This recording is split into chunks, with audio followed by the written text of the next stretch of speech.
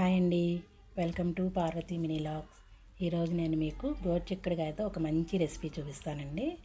గోరు చిక్కుడుకాయతో masala gravy curry చూపిస్తాను. ఇది మంచిగా రోటీలోకి, చపాతీలోకి, మనకి పూరీలోకి కానీ రైస్లోకి కానీ చాలా బాగుంటుందండి. చాలా టేస్టీగా ఉంటుంది. మనం గోరు చిక్కుడుకాయలు శుభ్రంగా కడిగి కుక్కర్లో వేసుకున్నాక ఒక స్పూన్ ఉప్పు వేసుకొని ఒక గ్లాసు వాటర్ పోసుకొని స్టవ్ మీద పెట్టుకోవాలండి. ఇవి 2 విజిల్స్ వచ్చిన దాకా ఉడికించుకోవాలి. 2 విజిల్స్ అయితే మెత్తగా ఉడికిపోతాయండి. ఈ లోపల మనం గ్రేవీకి ఉల్లిగడ్డ, 2 టమాటాలు, ఒక 5-6 జీడిపప్పు, కొంచెం అల్లం, వెల్లుల్లి తీసుకొని మొత్తం గ్రేవీ చేసి పెట్టేసుకుందాం. ఇవి మిక్సీ వేసేసుకొని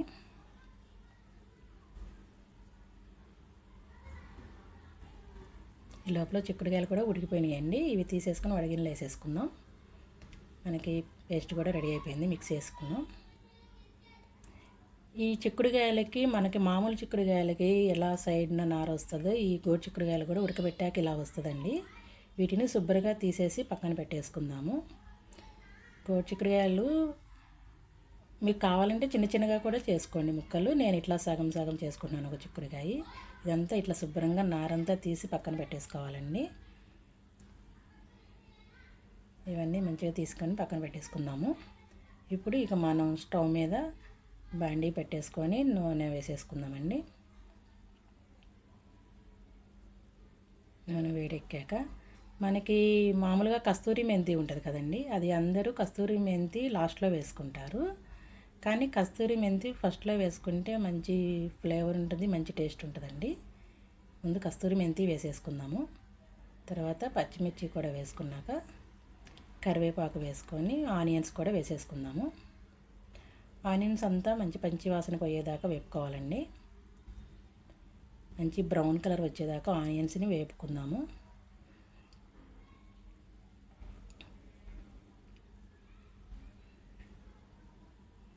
మంచి బ్రౌన్ కలర్ రావాలండి. మంచిగా వేగుతాయి, పచ్చివాసన అంతా పోవాలి.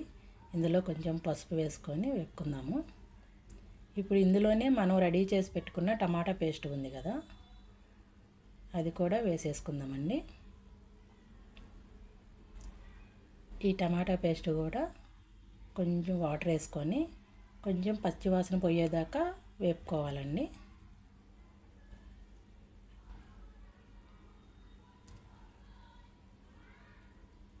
శుభ్రంగా అడుగంటకుండా కొంచెం తిప్పుతూనే ఉండాలి. కొంచెం పచ్చివాసన పోయేదాకా ఒక 2 నిమిషాలు దీన్ని వేపుకోవాలి, ఉడికించుకోవాలి.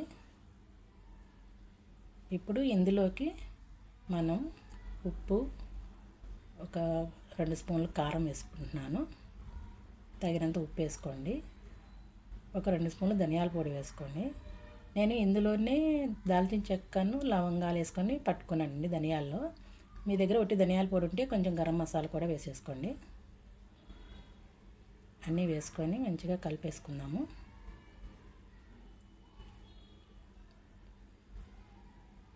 ఇప్పుడు ఇందులో ఒక 2 స్పూన్లు పెరుగు కూడా వేసేసుకోండి.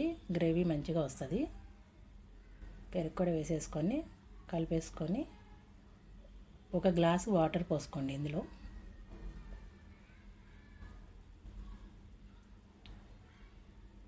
నేను కొంచెం కొంచెం పోస్తున్నాను. ఒక గ్లాస్ మొత్తం పోసేసుకోండి. గ్రేవీ మంచిగా ఉడికిద్ది.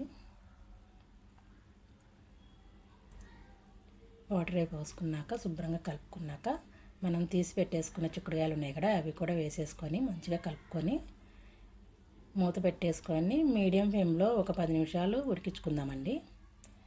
చూడండి మంచిగా ఉడికిపోయింది. ఆయిల్ అంతా పైకి వచ్చేసి మంచిగా గ్రేవీ అంతా దగ్గరకు వచ్చేసి ఉడికింది. చాలా బాగుంటుందండి ఈ కర్రీ. ఒకసారి ఇలా ట్రై చేయండి, చాలా టేస్టీగా ఉంటుంది. దీన్ని బౌల్లో తీసేసుకొని కొత్తిమీర వేసేసుకుందాం. ఇప్పుడు చాలా బాగుంటుందండి టేస్ట్. ఆ కర్రీ కనుక మీకు నచ్చితే ఛానల్ సబ్స్క్రైబ్ చేసుకోండి, లైక్ చేసి షేర్ చేయండి.